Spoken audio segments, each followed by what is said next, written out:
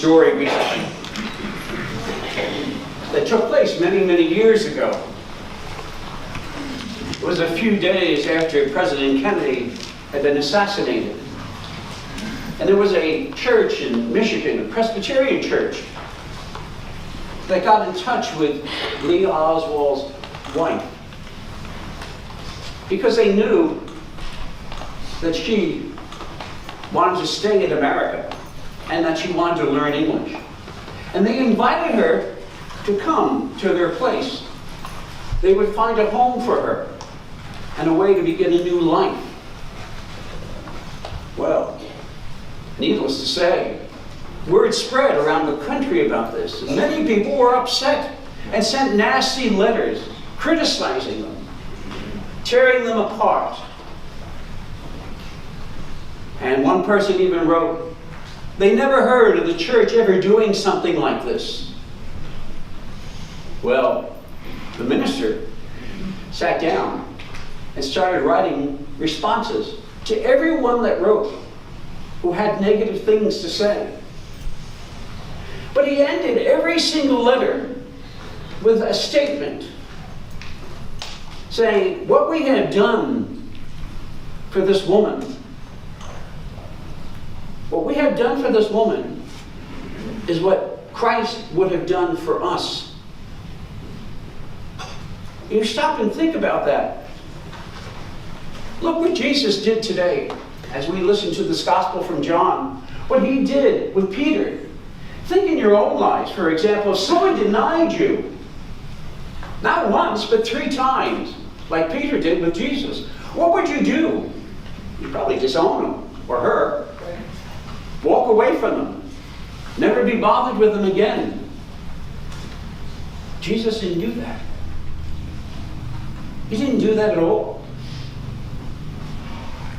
He called Peter forth after they caught all these fish. Called him forth and said, Peter, do you love me? And he didn't ask him once. He asked him 3 times.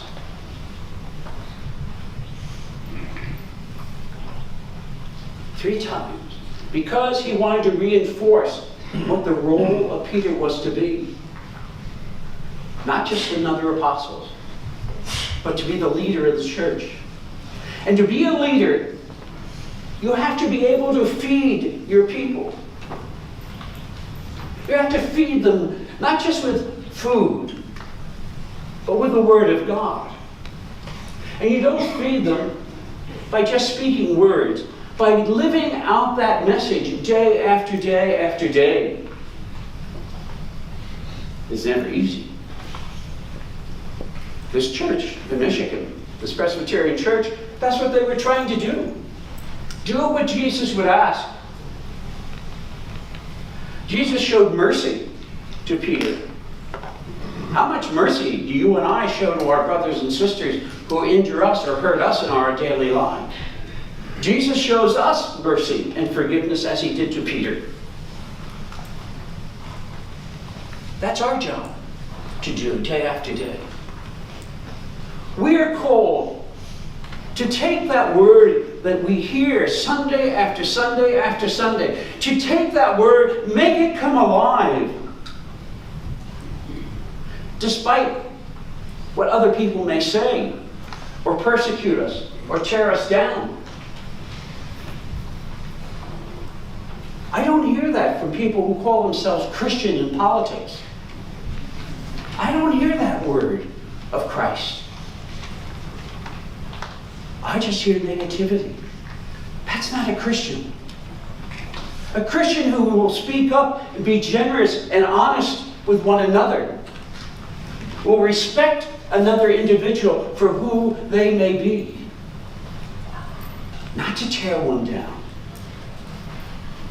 That's not spreading the gospel message. It's spreading more hatred in this world. We have enough of that. In fact, we have too much of it. We are called to be like Peter. We are called, every one of us, to be shepherds, to go forth and to nurture and feed this world with the good news. The news of love, forgiveness, and mercy. Not to tear apart, not to rip apart, but to build up, to rise above the nonsense and the negativity that's around us, to rise above that. And give the good news of Christ's love, His mercy in each of our lives. We call ourselves Christians. We call ourselves followers of Jesus Christ. Let us show it. Day after day after day, whether we're driving down the highway or any other place. And as shepherds, we have to feed one another.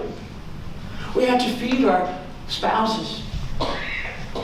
We have to feed our children. The people with whom we work with day after day. Not rip them apart, but build them up. This is what we're called to do. You as well as myself. Yes, we fail. We're human beings. But we get up again and we start over again and we reach out. And we lift our sisters and brothers up. We're not negative people. We're people who are positive about Jesus Christ, who has come to us to nourish us, to walk with us on this journey of life. Day after day, through the trials and tribulations that each of us suffer. Christ is there. He's with you, He's with me. Let us not forget that. Let us not forget it. Let us be like the first apostles.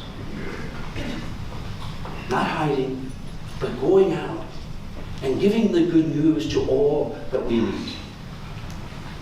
That's a challenge every single day for you as well as myself. And we can do it when we lift our brothers and sisters up. In good times and in bad. That's the challenge that Jesus presents to us as He presented to His apostles on that beach that one morning where He fed them fish. And they were called to go forth and feed this world.